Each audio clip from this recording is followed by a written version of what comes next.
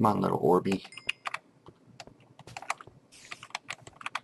Let's run. Run, run, run, run, run, run, run. Get these Orbeez on the fun. And back. Oh, another one. God, look at that. One hit and he poisons me. Now that is really annoying. I don't know where he came from, but I don't abide by that whatsoever. Come on up. I see you. Yikes. How is he seeing me from way over there? Okay, let's get a move on here. Chests? No. Chests? Yes. I'm actually pretty proud that I can make that jump. Whoops. Cool.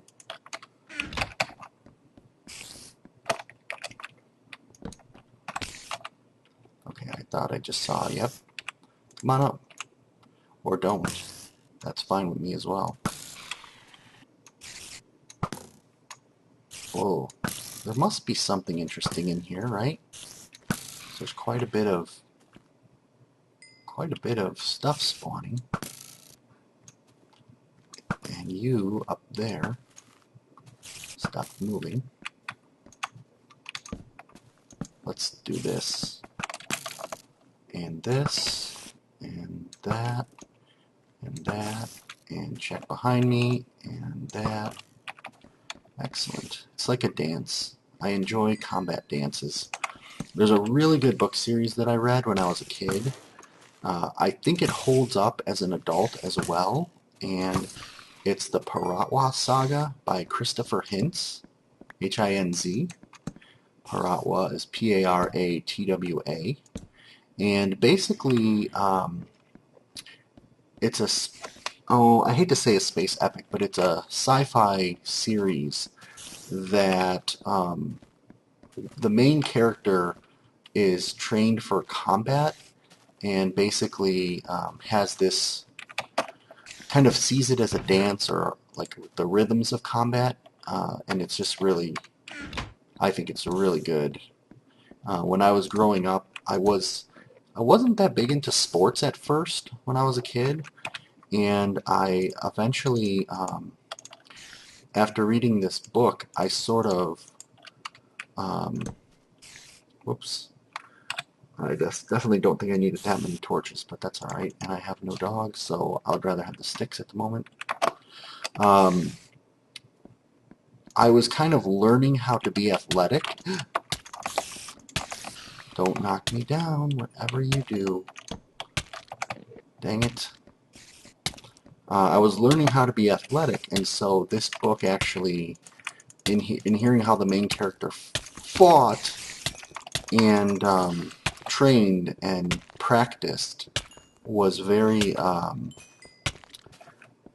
informative, but like helped me form sort of what I think about when I think about combat, as far as the rhythms and the training and he called it a full body flush, which was when you kind of stop thinking and you let your training and your mind take over and just, gosh, what the, you are worse than silverfish. Oh, there goes all of my emergency supplies. Where are you coming from? Where are you coming from? Just let me kill these stupid creepers in peace, would you? Now, the funny thing is, I used to work at a Kmart, which is a, not a department store, a home goods store, I guess you could say, in Illinois and the Midwest of the U.S. And I used to stock shelves and all that good stuff that you do when you work in one of those stores. And so this fighting on top of these shelves reminds me of that, because, you know, as I was stocking shelves and doing all that good stuff, I used to sort of imagine, like, okay, what would I do if we were suddenly, you know, invaded and I had to defend the store? Or if there was an apocalypse and we had to live in the store for the rest of our lives, where would I try to make my my little home, you know? So probably weird in some of your books or in some of your minds, but yeah, that's what a youngish kid does to sort of waste or while away the boring hours of working at a store. I was actually really good. In fact, working at that store gave me the self-confidence to do a lot of things that I do today because I was in a customer service role and I genuinely wanted to help people, and I had to introduce myself and walk up and ask people if they needed help. Whereas before that, I was actually kind of shy in social situations.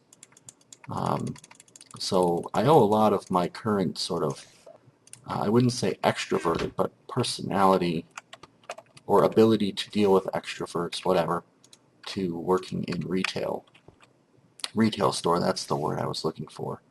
So if any of you are youngins and considering what you should do for a job, and you're considering between, let's say, retail versus working in a food store, food service industry, or an office, obviously the office type locations are going to give you perhaps better business experience, and there are certainly lots of other places that you could get good summer jobs or whatnot. But I would highly recommend don't pass up the opportunity to work at you know what? Where were those ladders? Were they right here? Funny, I actually want the ladders right now because I don't feel like having to climb. Oh, hello. You can get rid of those. I don't feel like having to climb all the way up. Ooh, you know what? I could probably use my ender pearl if I didn't want to save that, but I do. I think this is my first use of ladders in a CTM map. Yay, let's all go celebrate. Okay, well, I guess there wasn't anything up here worth getting. And there's the Parliament building. There is the tiny little jungle area where I got my boots. In fact, these are featherfall boots, aren't they? They sure are. So that means I can jump down. I don't know if blocking really just helped or if that was the boots that helped, but I suspect it was a little of both. Can't hurt, right? Maybe? Or maybe it can hurt if you block and take damage versus not blocking and don't take damage with the featherfall boots. Alright, we're going to head back over to the roadway after I get just a little bit more experience here. Yeah, it's me. I think if you shoot a monster from a distance, it should actually, the AI should actually kick in. As much as I don't want it to. And by the way, were there some flaming blazes over here? No, that must have been a different grassy corner. Oh, that needs to be taken care of. That needs to be taken care of, though. Glad I did notice that. CCHS, I guess the campus is over here. So my intention for this episode was to explore this red building in CCHS. I did not do that, but that is alright with me. I explored two other buildings. I got a little bit of stuff. And, oh, wait a minute. I haven't actually, what was I thinking? I actually don't have an enchantment table, nor have I even seen one in this map now that I think about it. So I don't know what I was thinking, but I do realize that I've now gotten rid of all my coal. So we got one last thing we're going to do, which is to get us some charcoal, or at least some burnable substances that I can use to cook my meat. Gotta make sure I resupply my meat. Now well, I guess I shouldn't be surprised because this Vex map does have an open world feel to it, but it is quite linear. meaning you just follow the roads from town to town, and then you will want to circle back once you're geared up to the end, at the end. So it makes sense. But there's no real reason to go exploring outside of the town.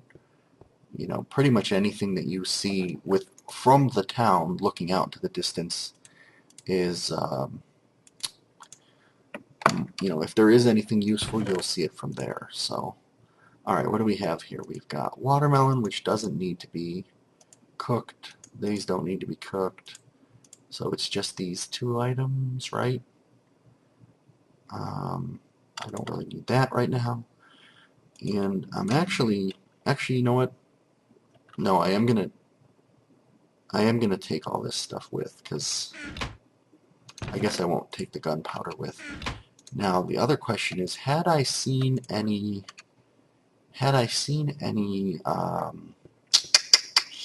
alchemy stations at all? I don't think I have.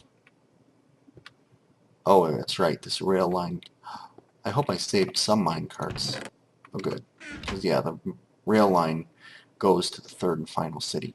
Alright, so it looks from here like I've got the main CCHS campus and then a few buildings out here.